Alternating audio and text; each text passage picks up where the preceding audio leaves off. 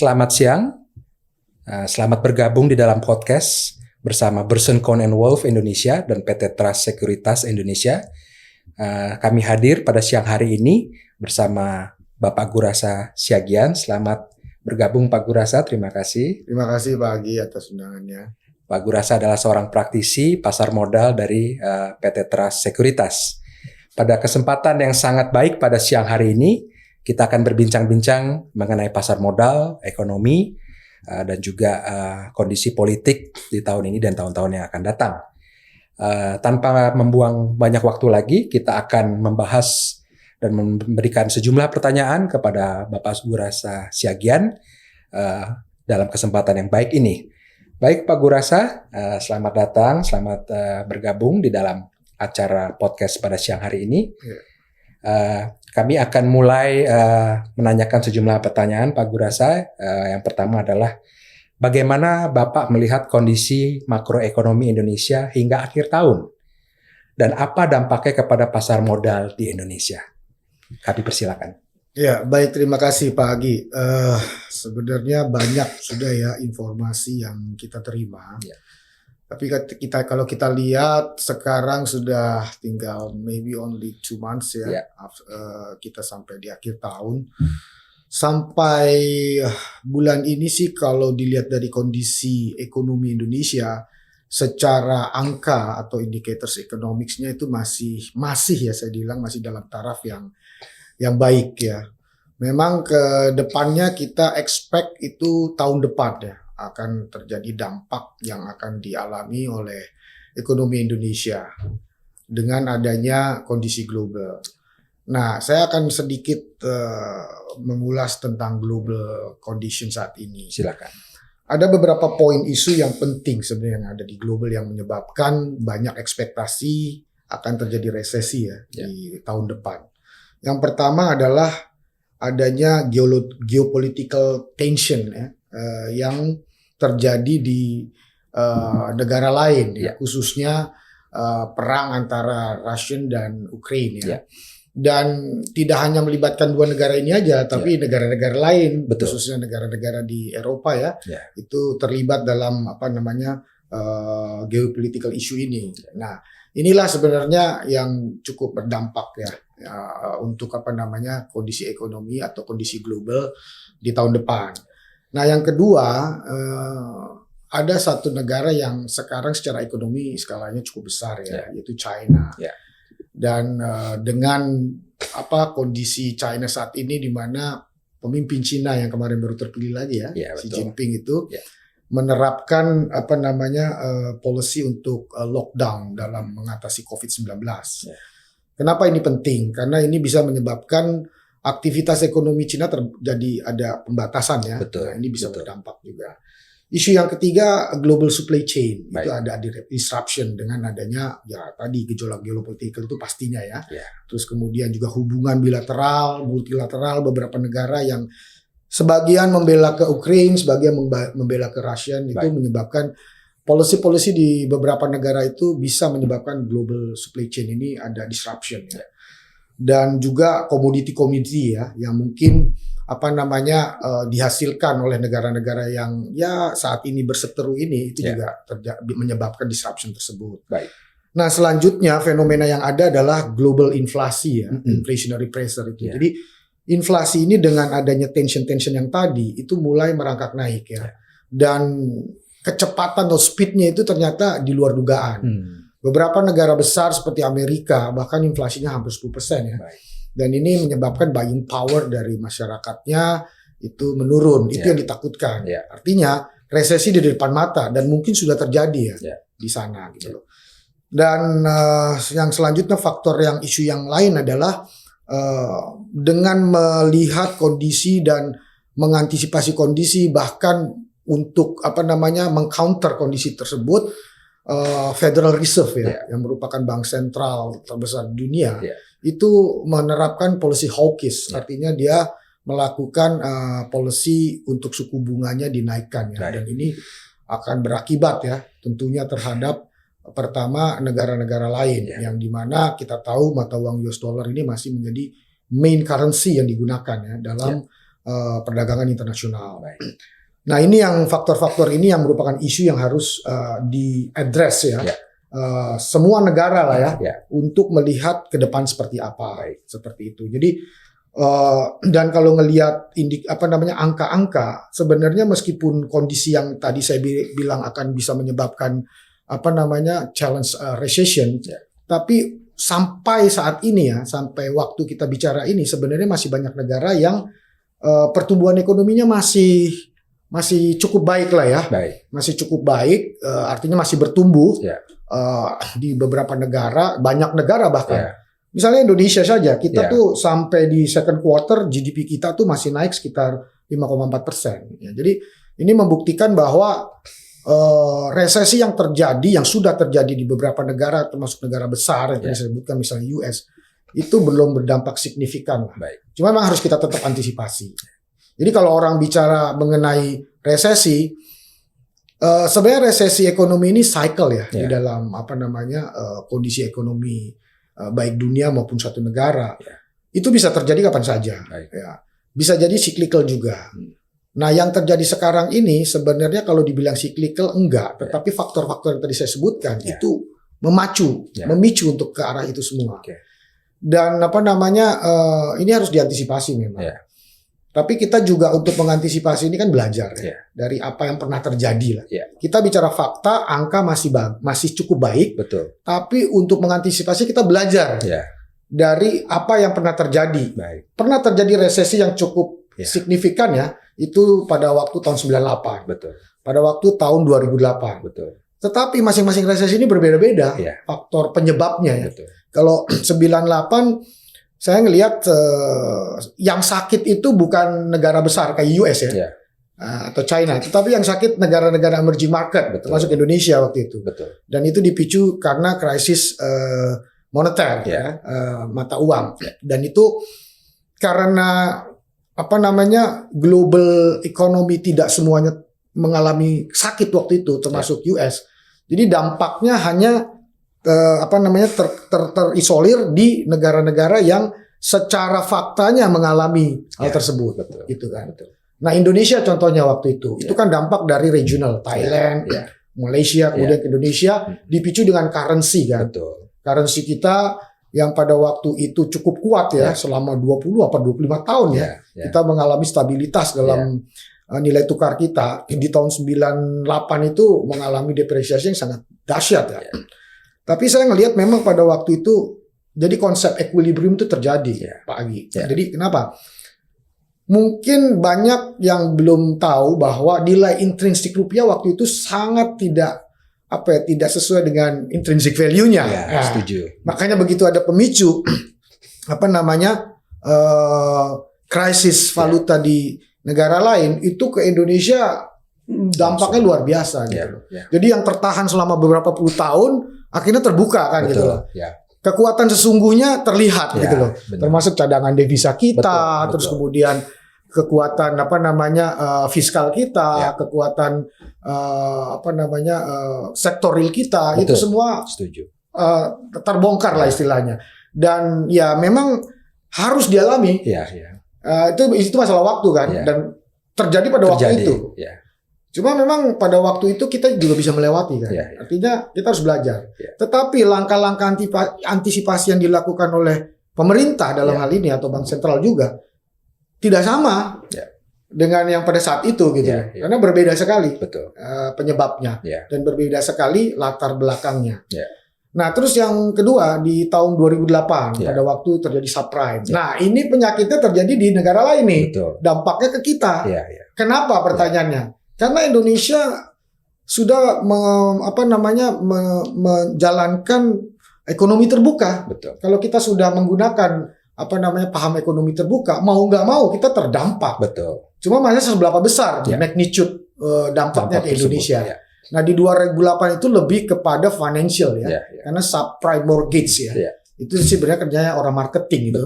Jadi aset-aset gede dipecah kecil-kecil, terus kemudian dengan suku bunga yang rendah, akhirnya investasi bukan lagi menjadi hal yang sifatnya rasional tetapi lebih kepada greedy gitu ya. Nah, begitu ada batas tertentu, meledak ya karena piramid ya, yang bawah hancur, yang atas juga hancur. Ya. Karena ini konsep marketing sebenarnya. Betul. Nah itu penyebabnya juga berbeda. Dan di tahun ini saya kira sama dengan 2008 ya. Artinya sebenarnya krisis resesi yang terjadi itu bukan di kita sebenarnya, lebih ke global issue dan kemudian kita terdampak. Jadi ini yang mungkin kondisi saat ini yang ada sih Pak. Baik. Ekonomi kita ya. Penjelasan yang sangat luar biasa ya Pak Gurasa. Memang kita juga melihat Federal Reserve atau the Fed ini juga tetap berusaha untuk meningkatkan suku bunga secara agresif sampai mungkin awal tahun depan. Dan ini juga berdampak kepada ekonomi, bukan hanya ekonomi Indonesia, tapi juga kepada ekonomi Amerika itu sendiri. Peningkatan kenaikan harga-harga kebutuhan hidup, dan lain sebagainya itu juga kita alami. Nah ini bagaimana nih Pak Gurasa mengenai dampak peningkatan suku bunga dari The Fed ini? Indonesia kalau tetap akan mendapatkan dampak peningkatan suku bunga, apa yang harus pemerintah lakukan dan bagaimana kita harus menyingkapinya? Ya. Sebenarnya ini masalah klasik ya. Artinya pada saat suku bunga dinaikkan dengan ekspektasi untuk meredam inflasi, tapi di lain pihak juga aktivitas industrial lah, artinya aktivitas pelaku ekonomi ya, itu akan melemah. Kenapa? Karena funding cost-nya gede, biaya bunganya gede ya untuk mereka melakukan aktivitas ekonomi gitu. Jadi, tapi memang pada dasarnya ya Pak Agi ya, bank sentral itu tugas utamanya dua di mana-mana. Apalagi di US ya, mereka lebih fokus ke how to manage the inflation. Karena dua variabel yang sangat penting yang dari dulu saya lihat ya, saya amati, yang sangat-sangat manage benar-benar oleh the Fed itu adalah masalah inflasi dan masalah unemployment sebenarnya di sana. Jadi dua hal ini yang selalu dijaga sama mereka, gitu ya. Nah, ya teori mengatakan bahwa untuk meredam inflasi dengan mengurangi jumlah uang beredar, maka dilakukan tight money policy kan. Tight money policy artinya kenaikan suku bunga. Nah, karena the Fed merupakan bank sentral dan mata uangnya banyak dipakai di dunia, ini akan menjadi benchmark bagi bank-bank sentral negara lain, termasuk Indonesia. Nah, kenapa pertanyaannya? Karena berkaitan nanti dengan nilai tukar kita, gitu ya. Nah, apabila Bank Indonesia ini kurang tanggap dalam arti melakukan keputusannya itu timingnya lambat, terus kemudian tidak tepat, ini bisa jadi masalah gitu loh Pak Adi ya. Jadi ya saya sih, ya ini pendapat saya ya, sebaiknya Bank Indonesia responsif dan jangan sampai behind the curve istilahnya, artinya ketinggalan lah. Karena inflasi itu about expectation sebenarnya. Inflation is about expectation. Jadi ekspektasi orang the Fed naikin suku bunga dan kemudian kita tidak mengikuti, artinya interest rate differential kita terlalu jauh dengan mereka, itu bisa menyebabkan capital outflow ya. Ini yang takut terjadi. Kenapa? Karena US dollar akan lebih menguat otomatis. Dan pada saat seperti ini yang paling ditakutkan itu capital outflow baik dari financial sector maupun dari yang direct investment ya. Nah, kenapa? Karena financial sectors itu lebih resiko karena kan sifatnya indirect ya investasinya, baik melalui equity, lalu bonds segala macam itu dengan cepatnya mereka jual dan kemudian dengan cepatnya terbang. Nah, itu yang juga cukup berbahaya dan ini bisa melemahkan rupiah. Jangan lupa krisis kita di tahun 1998 itu dipicu dengan pelemahan rupiah loh. Orang rame-rame berbondong-bondong beli rupiah yang sebenarnya nggak butuh juga kan untuk spekulasi. Nah ini yang kita takutkan. Nah itu harus di-maintain tuh. Ekspektasi yang kurang benar itu harus di-maintain. Artinya harus lebih sigap, lebih dahulu untuk mengantisipasi. Makanya saya setuju kemarin Bank Indonesia di bulan Oktober ini melakukan menaikkan lagi 7 days reverse repo untuk ketiga kalinya ya. Dan ya saya melihat harusnya masih akan ada kenaikan-kenaikan selanjutnya gitu. Baik. Jadi memang kita melihat bahwa dampak menaikkan suku bunga dari The Fed ini juga mempengaruhi tindakan dari Bank Indonesia untuk tetap mengikuti suku bunga dan diharapkan juga tidak tertinggal gitu ya Pak Gurasa. Betul. Jangan behind the curve. Jangan behind the curve karena memang kalau kita tertinggal dampak dari pelemahan rupiah, capital outflow itu akan semakin besar akan Semakin dialami besar, oleh Indonesia. betul Baik, sekali, betul. baik, baik. Nah ini kan kita juga mau berbicara mengenai pasar modal nih, Pak Gurasa. Dengan kondisi seperti sekarang ini, apakah pasar modal tetap menjadi suatu investasi yang menarik? Dan jika iya, sektor-sektor apa yang masih menarik sampai katakanlah kuartal pertama 2023? Ya, pasar modal sebagai satu alternatif ya Ya. untuk investasi dan juga raising fund Ya. bagi pelaku-pelaku ekonomi, Ya. perusahaan-perusahaan itu sebenarnya untuk saat ini masih bisa ya Ya. kita andalkan juga. Ya. Kenapa? Ya karena variabel yang bisa mempengaruhi Ya. performance dari pasar modal pada dasarnya itu ada yang sifatnya kuantitatif dan kualitatif. Betul. Pak, ya. Yang kuantitatif udah pastilah, ini kita bicara fundamentals Ya. gitu ya. Seberapa kuat dari perusahaan-perusahaan yang listing Ya. di pasar modal kita itu performance-nya tidak terpengaruh ya, atau sedikit terpengaruh saja Baik. terhadap kondisi yang ada sekarang maupun yang akan terjadi ya. Ya. Nah, kalau dari perspektif saya sih dengan kondisi seperti yang saya sebutkan tadi, ada risiko di pelemahan rupiah, ada risiko dari kenaikan suku bunga, di mana perusahaan-perusahaan akan ngerem untuk melakukan ekspansi.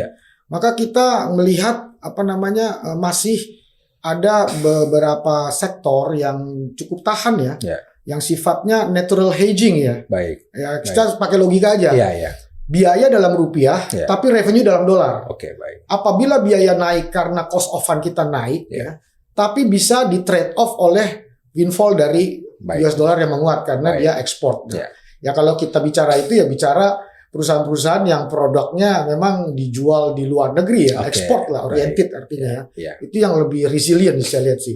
Banyak ya sektornya mungkin natural resources sektor, bisa CPU, bisa batu bara ya, bisa bahan-bahan tambang yang lain ya, nikel misalnya, itu bisa menjadi the best alternatif untuk kita berinvestasi di situ. Nah ini kan yang menjadi logic thinking ya. Tetapi ada juga yang kualitatif ya, yang sifatnya tidak berdasarkan fundamental ya, tapi lebih berdasarkan kepada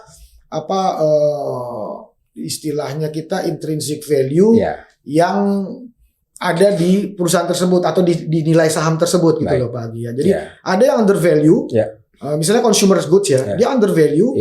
Nah itu bagus kita untuk masukkan.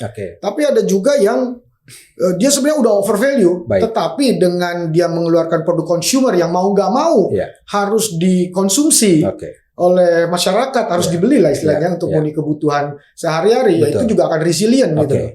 Jadi kita pakai logic thinking seperti itu. Emiten-emitennya ya pasti teman-teman yang berinvestasi tahu lah di pasar modal, baik blue chip maupun yang second liner ya. Nah itu yang saya melihat ya peluangnya masih di situ. Nah ini yang kita bilang bahwa pasar modal atau pasar saham itu zero sum game ya. Artinya ada yang kalah pasti ada yang menang. Tergantung kita bagaimana melihat ya yang tadi saya bilang opportunity ataupun kelebihan sesuai dengan kondisi yang ada. Seperti itu Pak. Baik.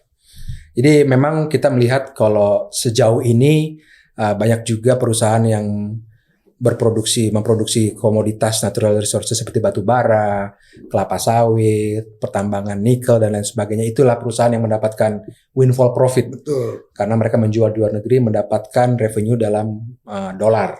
Sedangkan untuk perusahaan-perusahaan yang memproduksi bahan-bahan kebutuhan atau barang-barang kebutuhan dalam negeri, mungkin seperti sabun, beras, odol, sikat gigi, home care ya, itu juga masih tetap akan resilient karena tetap dibutuhkan oleh masyarakat. Dalam kebutuhan apapun mereka pasti akan membeli produk-produk seperti itu. Oh ya, satu lagi mungkin yang perlu di highlight juga atau dipertimbangkan company-company yang hutangnya cukup besar. Itu juga akan mengalami tekanan lah ya. Apabila pelemahan rupiah dan kemudian interest rate kita naik ya. Dan currency kita melemah ya. Itu juga akan menjadi financial problem bagi mereka ya. Jadi kita racik juga mana yang memiliki hutang yang cukup wajar lah ya, boleh dikatakan apabila terjadi kenaikan dalam pembiayaan atau funding cost-nya. itu bisa masih bertahan ya, Ya. masih bisa menutupi dengan revenue yang mereka Baik. dapatkan. Baik. Itu juga. Kita coba membahas ke topik lain nih Pak Gurasa yang mengenai resiko politik ya. Kondisi politik di Indonesia, bagaimana juga kita melihat sudah mulai rame-rame nih. Para partai juga ingin mencalonkan capres dan cawapresnya. Bagaimana Pak Gurasa sebagai seorang praktisi pasar modal melihat kondisi politik di Indonesia untuk tahun 2023? Oke. Kalau investor ya dalam hal ini market ya, saya bilangnya market lah melihat. Baik. Di mana mereka akan berinvestasi, yang paling pertama dilihat adalah prospek secara ekonomi ya. Karena manusia itu adalah makhluk ekonomi. Homo economicus. Dia akan melakukan tindakan-tindakan yang berdasarkan kepentingan dia, kepentingan kelompoknya, itu udah pasti. Nah, saya pakai istilah ada gula ada semut Pak. Jadi artinya pertama yang di highlight dia mana perusahaan, mana negara yang dijadikan target untuk berinvestasi, kan? Dan pasti memilihnya yang masih ada growth. Nah, kalau kita growth kan Indonesia masih ada growth. Betul. Ya kan? Betul. Kalau kita lihat beberapa negara regional kita juga masih ada growth. Betul. Mungkin yang bermasalah kayak US ya, udah mulai kan? Dua kuartal dia turun dan beberapa negara Eropa juga. Nah, ini pasti tidaklah mereka mau ke sana kan gitu kan. Betul. Nah, itu yang pertama palang pintunya. Jadi kita kalau bicara ekonomi tapi secara growth dari ekonomi kita nggak bertumbuh juga susah. Nggak bakalan bisa gitu. Betul. Itu yang paling pertama. Setuju. Yang kedua memang political.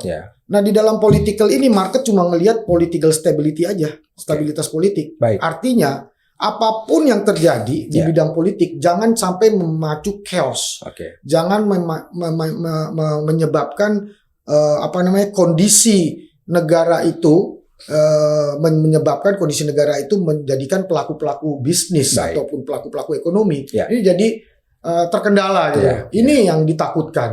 Nah, untuk menjamin ada stabilitas politik itu, nah mereka melihat leader-leadernya kan. Karena leader lah yang harus bisa mengatur. Setuju. Leader lah yang harus bisa men-set ke bawahnya ya.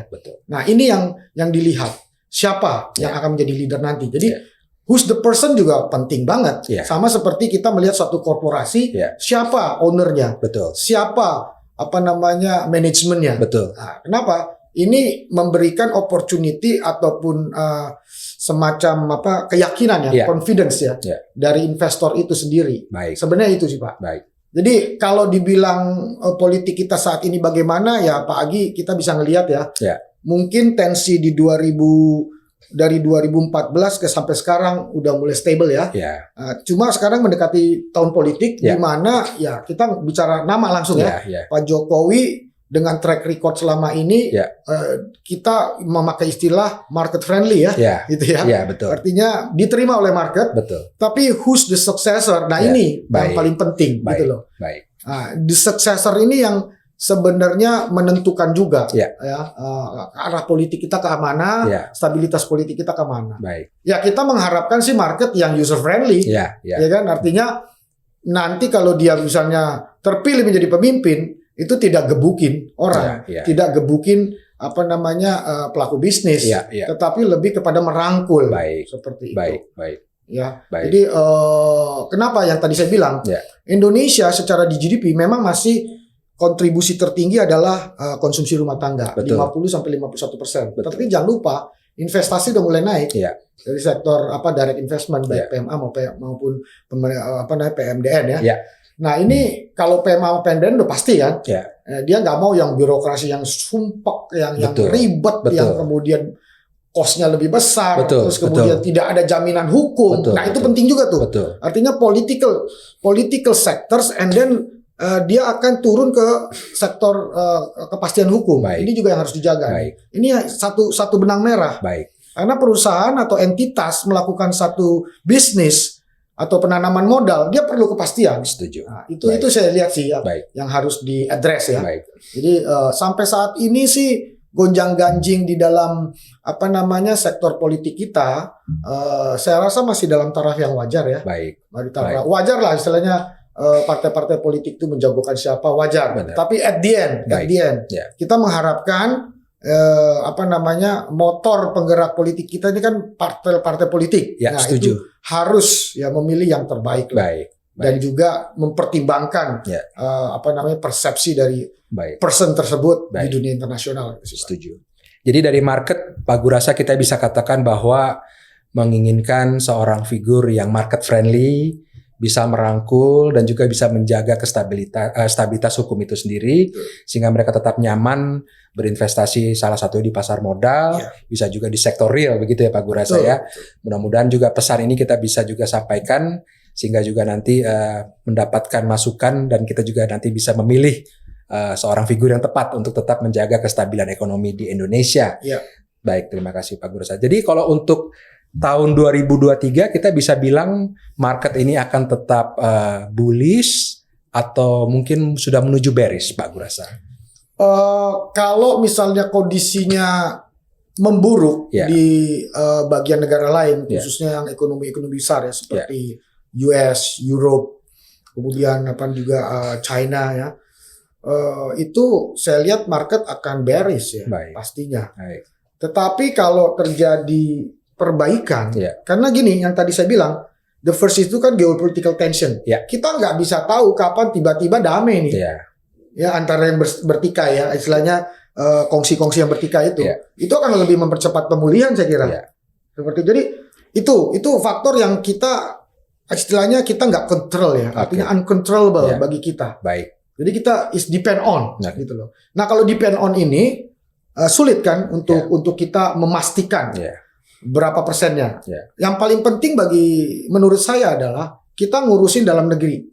Saya kira policy dari Ibu Menteri yang sekarang fiskal di Bu Sri Mulyani, saya kira udah baik ya, cukup baik. Dan Bu Sri Mulyani juga friendly juga, kenal juga dengan institutional finance institutional yang besar seperti IMF. Jadi dia tahulah jalan pikirannya, how they have the relationship, itu juga penting kan. Nah, seperti itu. Nah, dari sisi Bank Indonesia saya lihat juga Bank Indonesia dipimpin Pak Ferry juga sudah on track ya, artinya cukup responsif ya.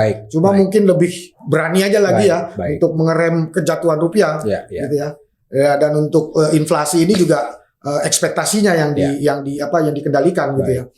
Tanpa membebani dari pelaku-pelaku bisnis ya. Seperti itu. Ini saya kira udah on track, tapi ya kembali lagi uncontrollable kan. Depend on yang faktor yang di sana gitu loh. Nah, yang paling penting bagi kita adalah satu yang tadi saya bilang, stabilitas ekonomi, stabilitas politik itu terjaga apabila pelaku-pelaku bisnis masih jalan. Artinya pembatasan kegiatan ekonomi kalau bisa jangan sampai terlalu ketat. Kenapa? Karena sebenarnya krisis ini juga awal-awal dipicu pandemi kan. Kita tahu bahwa aktivitas ekonomi akan terganggu, terhenti bahkan apabila aktivitas dari humannya, manusianya itu dibatasi. Gitu loh. Itu kan pasti akan terjadi semacam penurunan ya di dalam skala bisnis, di dalam turnover bisnis kan kayak gitu kan. Nah, itu kalau dikurangi udah pasti. Tapi dengan sekarang sudah mulai kita pandemi slowdown, terus kemudian pembatasan itu dikecil-kecilkan sampai akhirnya kita bisa boleh lagi. Ya saya kira itu tepat. Cuma kembali lagi masyarakat juga harus melakukan sesuatu yang sifatnya menjaga itu. Artinya kalau memang ya kita nggak tahu ya COVID ini jenisnya apa lagi, bisa tertular lagi kan, meskipun tidak dibatasi, tapi kalau pada sakit semua juga tidak bisa melakukan aktivitas ekonomi. Jadi masyarakat juga harus menjaga juga dalam hal ini. Jadi saling sinergi lah antara government yang mengatur dengan masyarakatnya. Seperti itu Pak Agi. Jadi kalau dibilang apakah kita bearish and bullish cukup sulit. Tetapi dari kondisi 2022 ini, saya masih memiliki optimis ya bahwa market Indonesia masih cukup resilient, market Indonesia masih cukup bertahan. Maybe kalaupun ada penurunan ataupun gejolak yang berlebihan di sana menyebabkan kita terdampak juga, saya kira penurunannya lebih limited ya. Kenapa? Tadi GDP kita masih 50-51%. Artinya ini faktor controllable nih yang di household ini kan. Nah, kalau kita pemerintah dan pelaku bisnis bisa sinergi untuk memaintain policy-policy yang ada seperti sekarang, saya kira cukup baik. Baik. Yang paling pertama adalah pemenuhan kebutuhan masyarakat. Baik. Apalagi kebutuhan pokok. Baik. Kalau perut orang lapar kan biasanya otaknya kemana-mana tuh. Betul, setuju. Ya kan biasanya Baik. dia bergejolak. Nah, Baik. itu jangan sampai terjadi. Baik. Artinya pemenuhan terhadap stok-stok barang, Ya. bahan pangan ya, Baik. itu harus terus distributionnya juga harus dijaga. Baik. Supaya tidak terjadi disruption Ya. di distribution, karena Setuju. disruption di distribution itu bisa menyebabkan biaya naik. Ya. Dan ini akhirnya memacu lagi purchasing power-nya berkurang lagi. Baik. Nah, Baik. jadi seperti itu Pak Agi. Baik. Kami juga melihat Pak Gurasa mungkin dari Trust Securities juga melihat banyak perusahaan yang akan go public ya di Indonesia, bukan hanya di tahun 2022 tapi juga di tahun 2023. Saya juga pernah baca ada statement dari Goldman Sachs dan JP Morgan mengatakan Indonesia itu masih menarik di sektor pasar modal, dan saya rasa juga Pak Gurasa dan Trust Securities juga pasti berpikir dengan hal yang sama. Nah, ini prospek dengan perusahaan-perusahaan yang akan go public tahun 2023. Menurut Pak Gurasa sebagai seorang praktisi pasar modal, bagaimana sebaiknya mereka ini mengkomunikasikan perusahaan mereka kepada para investor, kepada perusahaan sekuritas, lembaga pensiun, agar para prospektif buyer ini mengetahui bahwa perusahaan ini adalah perusahaan yang baik fundamentalnya dan layak untuk dibeli sahamnya. Kira-kira apa yang mereka harus lakukan untuk mengkomunikasikan kinerja dari perusahaan mereka, manajemen perusahaan mereka, apa yang biasanya dilakukan Pak Gurasa? Apakah lewat meeting, apakah lewat video conference, lewat event, dan lain sebagainya? Ya, kalau kita lihat perusahaan listed di Bursa Efek kita itu udah sekitar 800-an ya. Ya, mungkin 809 atau 810 ya. Ya. Dan memang in terms of scale, ya misalnya kita bandingkan dengan negara lain ya.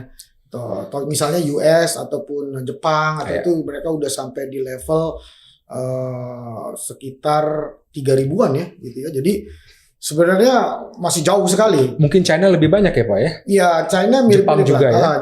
Cukup besar. Yang paling banyak tetap US sih. Ya. US, Jepang itu banyak ya. Dan dari segi market kapitalisasi juga kita masih dibilang juga belum begitu besar. Betul. Kita sekitar 9.200 triliun, sementara US itu 30 kali dari kita gitu. Betul. Jadi sangat besar ya. Sangat besar sekali. Itu artinya room kita ya untuk berkembang tuh cukup besar sekali. Ya. Baik. Dari segi investor, kalau kita kan ngitungnya pakai SID ya, Single Identity Investor itu juga kita masih kurang sekali ya. Kita masih 4,4 jutaan lah. Ya, sementara di tempat lain itu bisa sampai sudah hampir puluhan juta gitu ya. Sementara masyarakat kita 270 juta. Betul. Nomor 3 atau 4 di dunia ya. Nomor 4, betul. Dibandingkan dengan US, China, terus kemudian India jauh sekali ya yang terlibat di. Artinya Pak Agi, di sini proses literasi itu memang sangat belum dahsyat ya. Artinya masih rate-nya itu masih rendah sekali ya. Proses edukasi dan literasi itu penting sekali. Karena dengan adanya literasi dan edukasi maka diharapkan terbentuk awareness ya. Baik dari sisi investor yang akan berinvestasi maupun dari sisi perusahaan-perusahaan yang akan melakukan fundraising melalui pasar modal. Kan gitu. Nah, di tahap ini aja ini masih challenge kita. Artinya dari persentasenya kita masih rendah ya dibandingkan negara-negara lain. Nah, tugas-tugas kita praktisi lah, pelaku-pelaku di pasar modal, stakeholder di pasar modal ini melakukan itu. Betul. Bukan hanya OJK, BEI, tapi perusahaan sekuritas juga sebenarnya ya. Betul. Dan mungkin media-media juga perlu dilakukan edukasi dan inklusi. Supaya apa? Ya supaya juga bisa membantu dan juga melakukan kerjasama sinergi untuk edukasi dan literasi ini gitu. Nah, dari situ kita melihat bahwa awareness itu sangat penting ya di pasar modal ini. Karena dengan awareness dia bisa mengerti ya itu wadah investasinya apa, bentuk instrumennya apa, terus kegunaannya apa, prospeknya bagaimana, gitu, caranya bagaimana. Dari sisi perusahaan-perusahaan yang akan fundraising juga begitu. Mereka akan melihat market mekanismenya seperti ini loh. Oh, yang dibutuhkan untuk kita untuk fundraising seperti ini, persyaratannya seperti ini, kan gitu. Jadi manfaatnya yang paling penting seperti ini. Apa yang didapat oleh suatu perusahaan kalau sudah melakukan IPO itu juga penting sekali. Nah, dibutuhkan memang di setiap calon emiten ataupun emiten itu apa namanya investor relation ya namanya. Betul, ya istilahnya pihak yang menjembatani antara investor atau market dengan perusahaan. Betul. Kan seperti itu. Ya, betul. Termasuk juga dengan stakeholder ya. Baik. Kayak SRO, BEI ya, SRO itu. Betul. Atau juga otoritas ya kayak OJK. Nah, ini sangat penting Pak Agi. Dan saya ngelihat justru hal seperti ini di negara lain itu menjadi yang prioritas ya. Contoh ya, di negara-negara maju seperti Amerika, satu perusahaan yang akan go public itu dia tidak menunjuk underwriter duluan, penjamin emisi, tapi dia menunjuk yang namanya Integrated Financial Communication Company. Betul. Artinya PR di dalam bidang finansial. Betul. Nah, PR di dalam bidang finansial inilah konsultan inilah yang akan melakukan mapping. Ya, mapping terhadap apa? Semuanya. Investor mana yang cocok, ya kan? Underwriter mana yang cocok dipakai, terus kemudian market mana yang akan dituju. Setuju. Bursa mana ini dilakukan analisa dulu. Setelah itu baru ditunjuk underwriter. Nah, artinya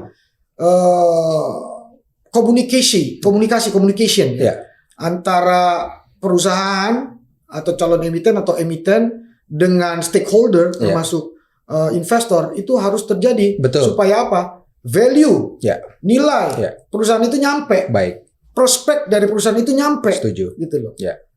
Kalau tidak ada yang tahu, tidak ada informasi tentang ini, how come your company can be trust gitu loh. Jadi itu saya kira hal yang sangat penting bagi Baik. Dan saya harapkan sih apalagi emiten yang sudah listed ya, harusnya dia memiliki IR untuk mengkomunikasikan. Betul. Karena komunikasi ini penting untuk mendelivery message, untuk mendelivery information, untuk mendelivery performance, untuk mendelivery value dari company, sehingga terbentuklah yang namanya confidence. Setelah itu perception. Nah, perceptionnya kalau baik kan bagus. Dan juga investor relation juga harus honest ya. Artinya kalau memang prospek kedepannya agak berat ya you have to say that. Betul. Untuk apa? Untuk menjaga kredibilitas. Betul. Jangan sampai ada istilah lagi seneng ya kan, abang sayang, lagi nggak seneng, abang ditendang kan gitu loh. Betul. Jadi itu yang saya lihat. Karena market is about trust. Betul. Gitu loh. It's about trust ya. Jadi kalau trust ini udah hilang ya susah. Betul. Untuk mengembalikannya itu very difficult. Betul. Gitu. Jadi memang fungsi daripada investor relation ini dibutuhkan pada saat perusahaan belum go public. Dan pada saat perusahaan juga sudah go public, dia perlu mendeliver messages, data-data, fakta mengenai informasi daripada perusahaan yang belum terbuka dan yang sudah terbuka. Memang saya setuju Pak Gurasa, perusahaan dan seorang investor relation itu harus bisa mendeliver pesan-pesan yang faktual ya. Dulu kita juga pernah membantu sebuah perusahaan kelapa sawit mengkomunikasikan proses mengenai restrukturasi hutangnya. Walaupun memang kelihatannya memberatkan, tapi ternyata setelah kita menjelaskan kepada sejumlah analis, kepala riset, mereka mengerti bahwa restrukturisasi hutang itu malah semakin meringankan dan setelah beberapa tahun cash flow-nya semakin baik. Jadi memang fungsi seorang investor relation itu sangat dibutuhkan. Dan kami juga berharap memang Indonesia lebih banyak lagi profesional di bidang investor relation yang bisa membantu juga perusahaan sekuritas, bisa juga membantu perusahaan TBK dan yang juga yang akan IPO dan juga mengkomunikasikan kepada pihak bursa, OJK dan lain sebagainya. Betul. Jadi memang posisi tersebut sudah sangat growing di Amerika Serikat dan diharapkan di Indonesia juga tetap akan growing untuk investor relation. Ya di sana common practice itu. Ya betul. Nah kira-kira kriteria apa Pak Gurasa yang dibutuhkan seorang staff atau officer investor relation ketika dia berjumpa dengan para analis, dengan kepala riset, kira-kira apa kemampuan atau keahlian harus dimiliki oleh seorang investor relation officer tersebut? Ya basically seorang IR itu harus memiliki kemampuan berkomunikasi ya. Baik. Jadi dia how to communicate with the stakeholder. Baik. Delivering the message, delivering the information. Itu dia harus punya kemampuan itu Pak. Baik. Ya, artinya apalagi sekarang ya dengan medsos yang Luar dahsyat biasa. begini ya, Ya. itu dia harus menguasai. Betul. Istilahnya channel-channel untuk communication ya. Ya. Nah, itu harus menguasai. Yang kedua, dia harus ya karena yang di deliver ini adalah company ya, message-nya. Jadi banyak yang utama ditanyakan oleh investor ataupun stakeholder kan financial information. Betul. Pastinya. Ya. Dan dia harus memiliki kemampuan Ya. di bidang financial ini. Ya. Ya, artinya bagaimana mendelivering financial issue ya. Kepada investor, kepada stakeholder. Baik. Sehingga message-nya itu nyampe. Baik. Yang tadi Pak Agi bilang, perusahaan itu ada mengalami distress di finansialnya ya. Atau istilahnya apa ya, kesulitan lah ya kalau ini di finansialnya. Nah ini penyebabnya kan macam-macam Pak. Betul. Ada penyebabnya karena internal company, ada penyebabnya karena eksternal kan, faktor eksternal. Nah ini kan berbeda. Kalau penyebabnya faktor eksternal, inilah yang seperti terjadi sekarang ini, artinya global recession dan kemudian terdampak ke kita. Semua mengalaminya. Semua mau nggak mau kan. How resilient aja dia bagaimana. Baik. Tapi ada juga yang karena internal, karena kesalahan di dalam mengambil keputusan. Misalnya dia terlalu cepat mengambil hutang, kan gitu terlalu besar. Interest rate coverage-nya nggak bisa, kan gitu kan. Itu juga liquidity mismatch lah. Itu juga harus diinformasikan. Nah, kemudian tapi kembali lagi seorang investor relation bukan hanya sampai di situ, tetapi dia juga akan memberikan input dari informasi yang dia terima juga. Jadi dia nggak one way two way. Dia menjumpai analis, dia menjumpai community investor, dia harus juga mengadres what market need, what market asking about, gitu, what market can be trust gitu ya. Jadi itu juga informasi dia bisa dapat dan kemudian dia juga bisa delivering ke manajemen ke company lah, owner atau whatever untuk mempertimbangkan masukan-masukan dari pihak eksternal. Dan yang pastinya yang diinginkan market sebenarnya kalau orang udah investasi suatu perusahaan kan yang baik seperti itu. Jadi itu yang kita lihat sih perannya dia. Jadi dia kayak di tengah seperti itu. Baik. Dan apakah role sebagai investor relation ini cukup penting banget. Nah, yang kedua selain financial knowledge dia juga perlu legal knowledge lah ya. Artinya sebagai entitas sebagai badan hukum itu kan mau nggak mau akan selalu berhadapan dengan peraturan, selalu berhadapan dengan pihak-pihak yang otoritas gitu ya. Jadi dia harus memiliki kemampuan itu juga lagi. Baik. Itu saya kira basic yang harus dimiliki oleh seorang IR. Dan sejauh ini memang perusahaan sekuritas kalau bertemu dengan seorang investor relation officer, perusahaan sekuritas atau investor open ya Pak ya, berbicara, diskusi, terima perkembangan update dari perusahaan tersebut ya. Iya, kalau ada satu emiten dia yang cukup tertutup atau close relationship with stakeholder, terutama misalnya analis ataupun investor, ya kan semakin dipertanyakan gitu ya. Betul. Tidak ada keterbukaan karena prinsipnya perusahaan yang go public, namanya go public ya. You have to share to the public the information gitu ya about the company gitu. Dan peraturan juga mengatakan harus audited dan memberikan laporan keuangan setiap per kuartal kan itu udah sama aja harus mendeliver kan. Jadi tidak bisa kalau yang close gitu mah lebih baik gak usah go public. Benar karena mereka harus menyampaikan informasi perkembangan pencapaian setiap 3 bulan, setiap 6 bulan dan 1 tahun. Baik, terima kasih Pak Gurasa. Baik, saya rasa semua pertanyaannya sudah saya tanyakan Pak Gurasa. Mungkin sebagai penutup boleh menceritakan mengenai pengalamannya sudah berapa lama di pasar modal, dulu kuliah di mana, dan suka dukanya di pasar modal seperti apa sih Pak Gurasa, silakan. Ya, saya sebenarnya masuk ke pasar modal itu bukan dibilang kejebak ya, dan bukan tujuan saya juga dulu ya, bukan cita-cita karena saya kuliah di Fakultas Ekonomi UGM. Ya kebanyakan saya dan teman-teman saya itu pengennya jadi birokrat atau bankers atau gitu ya, atau jadi kerja di kementerian gitu seperti itu. Tetapi pada saat itu ada satu consultant management ya. Dia membuka semacam program management trainee lah ya. Baik. Ya saya pikir konsultan itu Iya, yang akan hire kita, Iya. tapi ternyata dia acting as a human resource consultant untuk Iya. rekrutmen. Oke. Ternyata untuk rekrutmen perusahaan sekuritas. Oke, Nah, baik. kemudian saya masuklah ke satu perusahaan sekuritas lokal yang pada tahun 96 ya. Ya, Itu yang one of the biggest ya di baik. Indonesia, Ya. locals. Dari situlah saya ikut MT.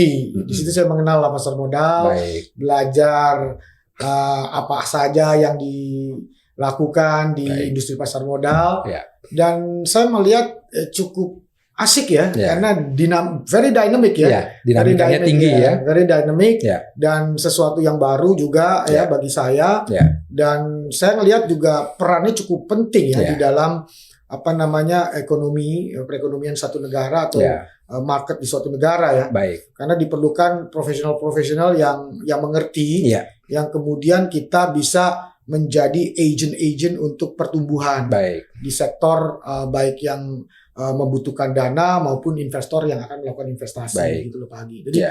saya ngelihat itu cukup baik Iya. ya. Dan apa namanya suka dukanya cukup banyak ya Pak Hagi ya. Iya, iya. Karena komoditasnya kan sebenarnya kan surat berharga ya. Iya. Dan akhir ujung-ujungnya uang ya. Betul, gitu ya. betul. Dan ini banyak sekali hal-hal yang sangat mempengaruhi gitu ya. Iya. Nggak usah faktor ekonomi aja, faktor psikologis pun Ya, juga ada, faktor ya, ya. politik, faktor keamanan, faktor macam-macam. Macam ya. Contoh waktu saya baru masuk itu saya agak bingung juga. Waktu itu presiden kita Gus Dur ya, Iya. dia pilek aja market juga bereaksi negatif gitu loh. Biasa. Jadi dia bilang Baik, dahsyat baik, ya. Artinya baik, mungkin baik. market ngeliat, waduh kalau ada apa-apa dengan Gus Dur siapa nih Iya, iya. yang menggantinya? Baik, baik. Rebutan nggak, Iya, perang nggak kan iya, gitu. iya. Akhirnya saya rally ke situ. Iya, Bener juga. iya, iya. Artinya all the variable, all the apa namanya consideration itu masuk Iya, iya. di market gitu loh Iya, pagi ya. iya. Itu sampai kayak gitu Iya, gitu iya. loh. Terus yang kedua saya juga bingungnya misalnya waktu itu loh kok kita nggak kenapa-napa Amerika ataupun Thailand yang rusak kok kita kena juga Ya, kan gitu baik. juga seperti Dampak itu. ya, dampaknya. Oke, Nah, baik. selain itu juga ada juga ya kita dibutuhkan apa namanya semacam kejelian ya Ya, untuk mengantisipasi resiko. ya. Kenapa? Karena di pasar modal ini banyak juga apa namanya orang-orang yang menggunakan Ya. pasar modal ini sebagai sarana mereka. Ya. For example ya, untuk hal-hal yang tidak baik gitu Ya, ya. Nah, ya. ini kita juga harus apa namanya sangat sensitif ya, artinya sangat jeli ya dalam Ya. hal itu. Karena kedepannya ini about the credibility gitu Ya. ya. Bagaimana kita memaintain Ya. ataupun semakin meningkatkan credibility kita, Baik, baik di local, domestik ya, Ya. national scope-nya atau international baik, seperti itu Pak Adi. baik. Ya, Karena kalau misalnya investor luar, contoh lah ya, Ya. saya pernah kerja di perusahaan foreign sekuritas juga, Ya. foreign securities house gitu, dari Singapura, dari bahkan Ya. Korea gitu ya. Ya. Mereka sangat melihat credibility dari apa namanya stakeholder yang ada di pasar modal kita. baik. Bukan hanya manajemen sekuritasnya, Ya. tetapi juga SRO-nya kayak bursanya, Ya, termasuk OJK-nya Ya. seperti itu, Baik. termasuk pelaku yang lain, Baik. misalnya manajer-manajer investasinya. Ya. Nah, ini yang perlu kita jaga. baik. Ya, artinya peraturan dibuat memang untuk baik. Ya. Tetapi kalau oknum-oknum pelakunya ngaco, ya ini menyebabkan kredibilitas kita juga Menurun, tercoreng ya. oleh oknum-oknum itu. Baik, Nah, ini harus ditindak tegas yang kayak Baik. gini gitu Baik. lagi. baik. Jadi Pak Agi, jadi penegakan apa namanya peraturan itu is a must ya. Kita punya aturan main harus kita tegakkan. Baik. Kalau tidak maka kredibilitas dari pasar modal kita tuh Baik. akan hancur dan Baik. sulit untuk menarik investor Ya. untuk transaksi atau berinvestasi Baik. di pasar modal. Jadi memang sebagai seorang praktisi pasar modal itu harus mengetahui banyak hal ya Pak Gura, saya bisa memprediksi juga mungkin banyak hal seperti politik, geopolitik dan lain sebagainya. Mengerti juga mungkin marketing, hukum Iya. juga dan bisa memberikan economic outlook ke depan. Yes. Jadi sebenarnya suatu posisi yang sangat kompleks ya Pak Gura saya. Benar, very kompleks. Very kompleks ya dan stresnya juga mungkin sangat tinggi ya Pak Gura saya. Tinggi banget Ya. karena penurunan market itu kita nggak tahu dasarnya di mana. Iya, betul. Waktu terjadi krisis itu harga Astra Ya. dari level 7.000 8.000 ke 100 perak pagi. Ya.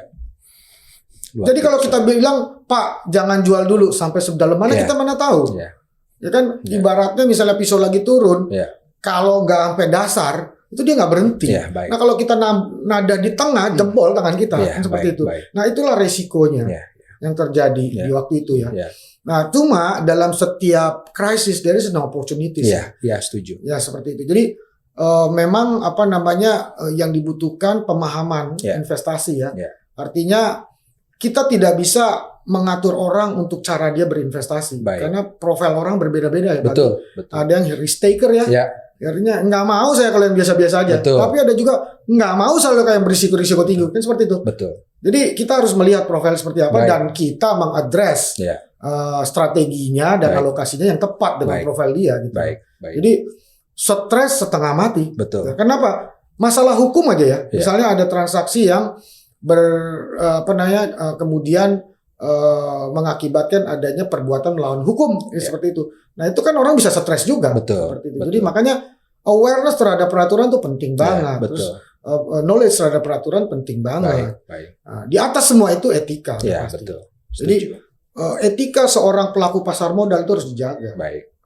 Artinya karena hanya dia sendiri yang bisa menahan diri dia. Kan? Kalau dia tidak memiliki etika investor atau pelaku di pasar modal yang baik, maka apa yang dia lakukan itu pasti negatif. Tapi kalau dia memiliki etika yang positif yang baik, saya kira nggak akan terjadi gejolak-gejolak yang berakibat kepada terjadinya satu aktivitas yang melawan hukum. Baik. Sudah berapa lama di pasar modal Pak Gurasa berkecimpung? Iya dari 96 ya. Wow. Berarti sudah 26 tahun ya. 26 tahun. Mau jalan ke 27 tahun. Jadi saya memang begitu lulus ya saya langsung berkecimpung di pasar modal. Baik. Dan saya lihat keasikannya dinamiknya sesuatu yang baru karena ada juga suatu subsektor atau subdivisi lah di pasar modal namanya corporate finance ya. Saya ngelihat memang itu ada landasannya memang financial knowledge financial management knowledge Tetapi di atas semua itu juga seni Pak. Artinya how you can give solving the problem kepada klien ya. Itu di teori belum tentu ada, tapi ternyata di praktek ada gitu loh. Jadi very tailor made ya. Very tailor made. Jadi ini memicu kita untuk memiliki inisiatif, memiliki semacam ide-ide untuk memberikan solusi, khususnya solusi keuangan terhadap nasabah-nasabah, atau customer atau investor. Baik. Wow, luar biasa sekali informasi yang kita dapat pada siang hari ini mengenai pasar modal, ekonomi, politik, investor relation, dan juga perusahaan-perusahaan yang nantinya mau go public. Semoga informasinya ini dapat bermanfaat bagi para rekan-rekan atau teman-teman yang sedang juga melihat daripada video ini.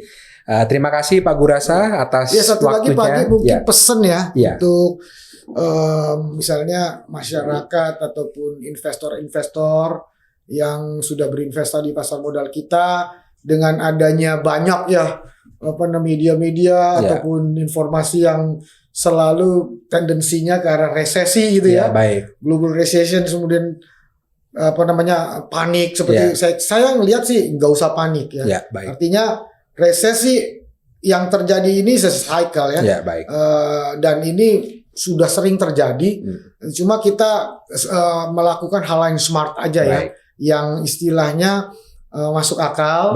Dan yang paling penting adalah you have to focus and you have to pay attention about your investment. Itu sih paling penting.